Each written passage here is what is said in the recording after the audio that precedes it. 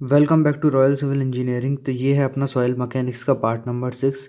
यहाँ हम देख रहे हैं रैपिड रिवीजन सीरीज़ है ये हमारी। इससे पहले हमने क्वेश्चन देखा था ये वाला, इसमें हम देख रहे थे नेट बियरिंग कैपेसिटी। तो चलिए आगे क्वेश्चन बढ़ाते हैं। अब आज का अपना क्वेश्चन है ये, ठीक है। बीच में अभी आपको कुछ टिक लगे मिलेंगे, वैसे मैंने हटा दिए हैं क्योंकि ये वीडियो में थोड़ा इशू आ जाता है, तो पहले रिकॉर्ड हो जाती है फिर वो करप्ट हो जाती है, तो इस कारण से। चलिए तो स्टार्ट करते हैं। कुछ ही जगह मिलेंगे टिक, फिर आपको सब नॉर्मल ऐसे ही अंडरलाइन कर रखा है ना मैंने ग्रीन से, फिर उसके बाद आपको सब नॉर्मल दिखेगा।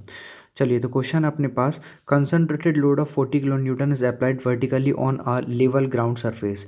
The vertical stress intensity at 2 metre depth below the point of application of load will be. तो कितनी रहेगी वर्टिकल स्ट्रेस इंटेंसिटी, कितनी रहेगी हमें पता होनी चाहिए। पहले बुशीनस थ्योरी क्या बोलती है, sigma z equal to 0.477 P upon z square, ठीक है।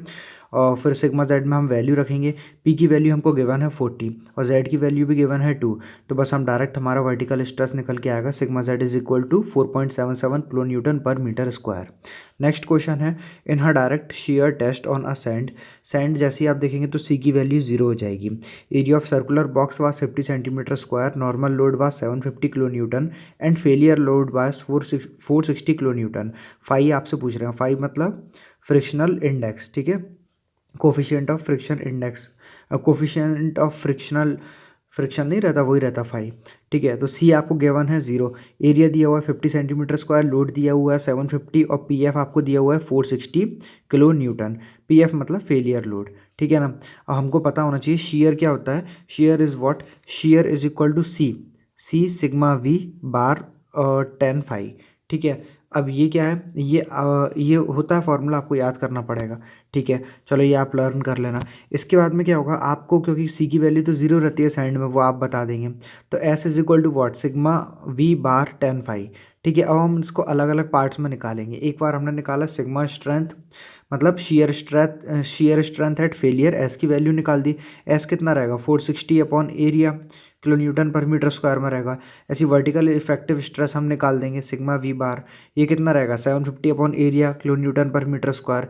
फेलियर पे क्या रहेगा, दोनों इक्वल हो जाएगा, ठीक है। यहाँ देखिए ऊपर इस फॉर्मूले में दोनों इक्वल हो जाएगा, सी और ये sigma v bar 10 five, failure में दोनों इक्वल हो जाएगा क्योंकि सी की वैल्यू 0 हो जाएगी ना, इसलिए इक्वल हो जाएगा। तो एरिया से एरिया कैंसिल आउट हो जाएगा यहाँ पर, और ये 10 फाइव की वैल्यू हम यहाँ से इजीली निकाल लेंगे।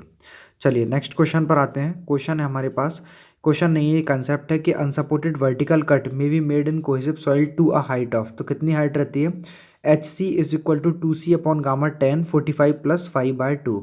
तो ये किसमें है, कोहेसिव सॉइल में है। क्या है, अनसपोर्टेड वर्टिकल कट है ये, ठीक है। नेक्स्ट आते हैं अपन, ये आगे बताया गया है हुआ है कि unsupported vertical cut may be made in cohesive soil to height of what, H C equal to 2z। फिर बस आगे वैल्यू रख के वही के वही बता दिया। ये थोड़ा एक छोटा सा डेरिवेशन मतलब बताया गया, आपको एक्सप्लेन किया गया है कि ये फार्मूला कैसे आया। आपके लिए मेनली यही वाला फार्मूला इंपॉर्टेंट है, ये आपको याद रखना है। क्या है, an unsupported vertical cut may be made in cohesive soil to a height of what, H C is equal to 4c upon gamma 10 45 plus 5/2, ठीक है। तो ये भी वही, ये यहाँ पर भी वही लिखा हुआ है। नेक्स्ट क्वेश्चन पर आते हैं। In a plate load test, plate width is 60 centimetre, footing width is 2.5 metre, ठीक है। Plate settle by 6 mm under 25 kPa, find settlement of footing SF under same intensity, soil is sandy, ठीक है। तो आप याद रखो कोइजनलेस सॉइल के लिए फॉर्मूला इंपॉर्टेंट है, ये फॉर्मूला देख लीजिए। SF मतलब settlement of footing upon SP मतलब settlement of plate is equal to what, BF upon BP। मतलब मैंने ऐसे याद किया था, ऐसे ही आप करना। पहले आप ले लेना इसको BF देन अपॉन BP, ठीक है। फिर ब्रैकेट में ये वाली वैल्यू ऊपर ले आना, ये आपको शो हो रहा होगा, और ब्रैकेट में नीचे ब्रैकेट में ये वाली वैल्यू नीचे ले आना, ठीक है। तो मैं इसको एक मिनट रफ कर देता हूँ। मतलब ये बी एफ की वैल्यू यहाँ आ जाएगी और ये मतलब बी पी की वैल्यू ऊपर आ जाएगी, बी एफ की वैल्यू नीचे आ जाएगी। उससे क्या रहेगा, बस याद करने का तरीका, फिर ब्रैकेट में प्लस में 0.3 अपॉन में भी 0.3, पूरे का होल का स्क्वायर होता है। तो सैंडी सॉइल या कोइजन लेस सॉइल में यही फॉर्मूला रहता है सेटलमेंट ऑफ फुटिंग और प्लेट का। बस ये फॉर्मूला आपका लग जाएगा तो इजीली आपका आंसर आ जाएगा। यहाँ पर आंसर आया 10.76। आते हैं कुछ इंपॉर्टेंट थ्योरी पर, जैसे कि ये है।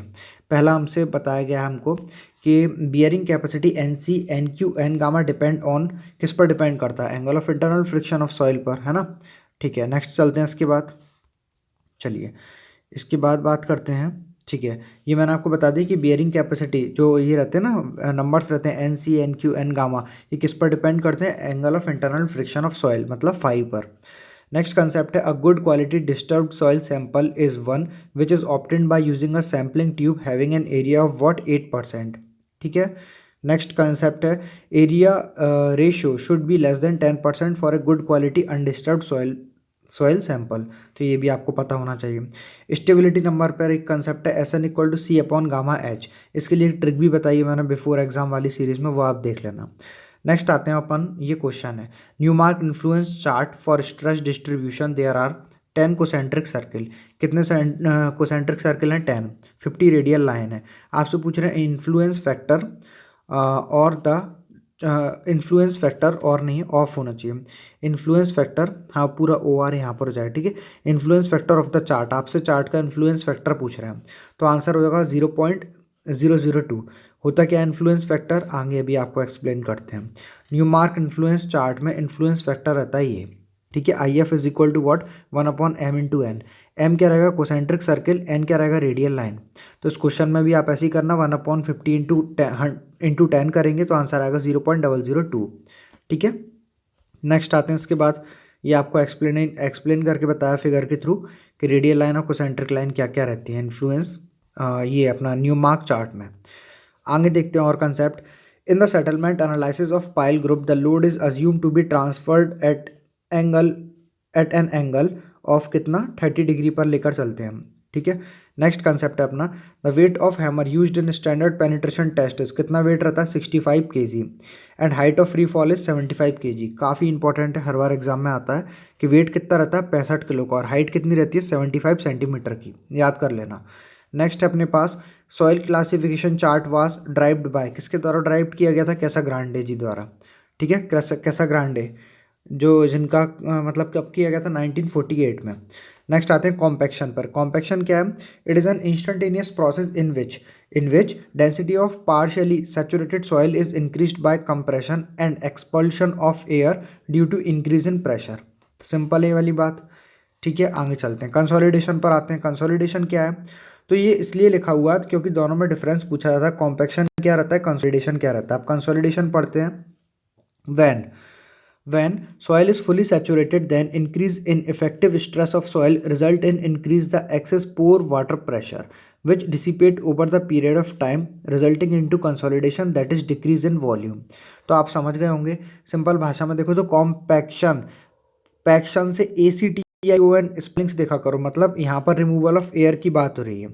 थ्योरी भी पढ़ के देख सकते हो, it is N instantaneous process in which density of partially saturated soil is decreased bye compression and expulsion of air. ठीक है, ये जो मैं आपको बता रहा था एक्सपल्शन ऑफ एयर, ये ध्यान में रखना, due to increase in pressure. और कंसोलिडेशन में क्या रहता है? एक्सेस पोर वाटर प्रेशर, ये जो मैंने हाईलाइट कर रखा है किसमें?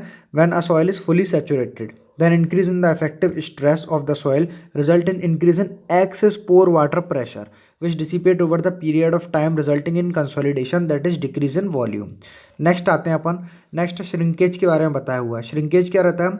It is reduction, it is in reduction volume due to loss moisture due to evaporation. Evaporation के कारण लॉस ऑफ मॉइस्चर रहता है और इससे क्या आता है? वॉल्यूम में रिडक्शन देखने को मिलता है, ये होता है अपना श्रिंकेज। आगे बात करते हैं, इसके बाद बात करते हैं किसकी?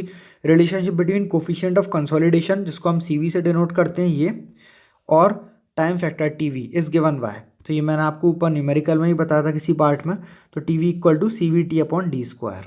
आगे देखते हैं, तो स्मॉल t क्या रहता है यहाँ पर? ये रहता है time corresponding to U% degree of consolidation. ठीक है, D क्या रहता है? लेंथ ऑफ ड्रेनेज पाथ, जो कि रहता है H/2, डबल ड्रेनेज में और सिंगल ड्रेनेज में H ही रहेगा, ये न्यूमेरिकल में काम का आता है।